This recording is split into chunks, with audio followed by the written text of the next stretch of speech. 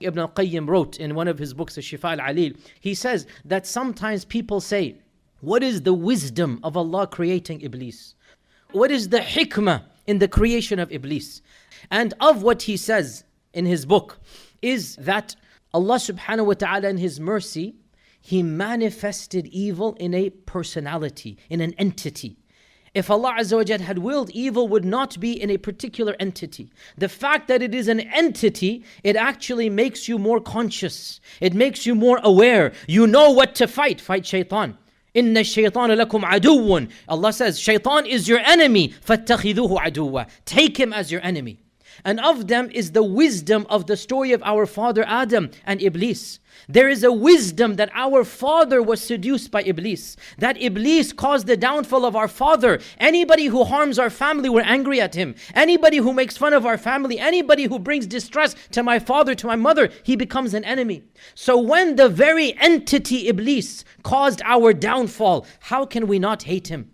How can we not despise him? Our biological father was harmed by Iblees, was kicked out of Jannah because of Iblees. How could we not have an animosity? It is Allah's wisdom that that very entity is alive right now. The same Iblees, not just his descendants, the same Iblees that did what he did, that is our enemy. And we have to be careful about taking him as a friend instead of an enemy. And Allah subhanahu wa ta'ala mentions, of course, the story of Adam in half a dozen verses, half a dozen times in the Quran. We need to think, why is the story of Adam mentioned so many times? The story of Iblees and the seduction of Iblees so many times? Because Allah wants us to know the reality of Iblees. He lied to our father Adam. He lied to him straight to his face. And he said, Allah has told you to not eat of this tree because Allah did not want to give you everlasting life. Blatant lie.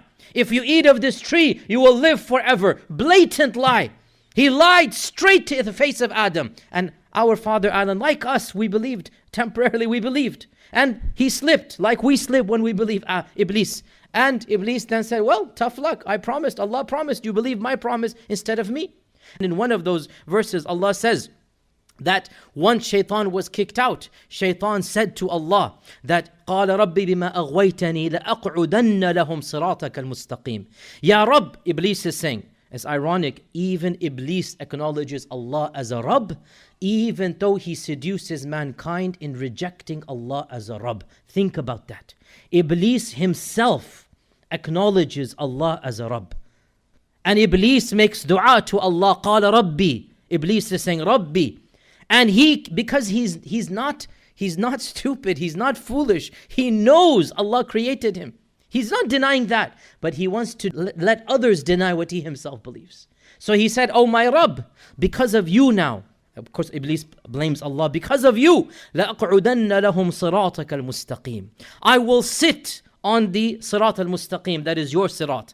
And I will block them from entering the sirat.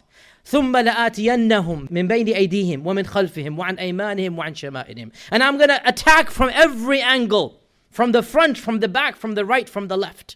And you will find that most of your followers, most of your worshippers, they will not be thankful to you. And Allah Azza wa Jal told us of this story. We were not there. But Allah preserved the anecdote of the beginning like He narrated to us the anecdote of the future so that we know who Iblees is.